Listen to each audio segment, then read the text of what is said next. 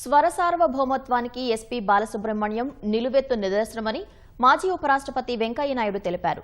బహుముఖ ప్రజ్ఞతో తెలుగు సంగీతానికి స్వర్ణయుగం తెచ్చారని కొనియాడారు. హైదరాబాద్ రవీంద్ర భారతి ప్రాంగణంలో ప్రముఖ గాయకుడు బాలసుబ్రహ్మణ్యం కాంస్య విగ్రహాన్ని మంత్రి శ్రీధర్ బాబు ఆవిష్కరించారు. కార్యక్రమానికి వెంకయ్యనాయుడు, మాజీ గవర్నర్ దత్తాత్రేయ, బీజేపీ రాష్ట్ర అధ్యక్షుడు రామచంద్రరావు, బాలసుబ్రహ్మణ్యం కుటుంబ సభ్యులు హాజరయ్యారు. తూర్పుగోదావరి జిల్లాలో రూపొందించిన 7.6 అడుగుల కాంస్య విగ్రహాన్ని ఆవిష్కరించిన అనంతరం ప్రముఖులు ఆయనతో ఉన్న అనుబంధాన్ని పంచుకున్నారు. సినీ రంగ చరిత్రలో బాలసుబ్రహ్మణ్యం పేరు చిరస్థాయిగా ఉంటుందని వెంకయ్యనాయుడు వ్యాఖ్యానించారు. పిల్లల్లో సంస్కార బీజాలు నాటేందుకు నిత్యం యత్నించారన్న మాజీ ఉపరాష్ట్రపతి వీరున్న ప్రతి చోట మనం తెలుగులోనే మాట్లాడాలని విజ్ఞప్తి చేశారు.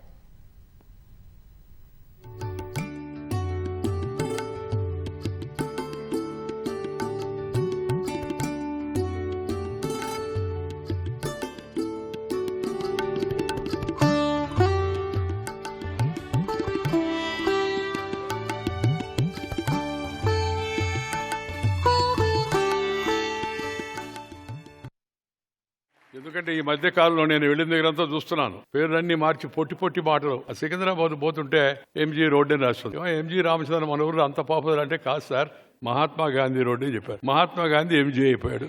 పక్కన రోడ్డు పేరు SP road, Sardar Patel SP అయిపోయాడు. అందుకని దయచేసి బాలసుబ్రహ్మణ్యం గారిని పూర్తిగా మీరు శ్రీపతి పండితురాడ్యుల బాలసుబ్రహ్మణ్యం పిలవలేకపోతే కనీసం ఎస్పీ బాలసుబ్రహ్మణ్యం గారిని పిలవండి, అప్పుడు బాగా గుర్తుంటుందని చెప్పి మీ అందరికి కూడా నేను సవినయంగా మనవి చేస్తున్నాను. మన భాషను మనం గౌరవించాలా, మన వాళ్ళని మనం గౌరవించుకోవాలా. ఈ తెలంగాణ రాష్ట్ర సాంస్కృతిక మంత్రిత్వ శాఖ ఇంతటి మంచి కార్యక్రమాన్ని నిర్వహించడం చాలా సంతోషకరమైన విషయం. ఈ వేదిక పైన వారందరికీ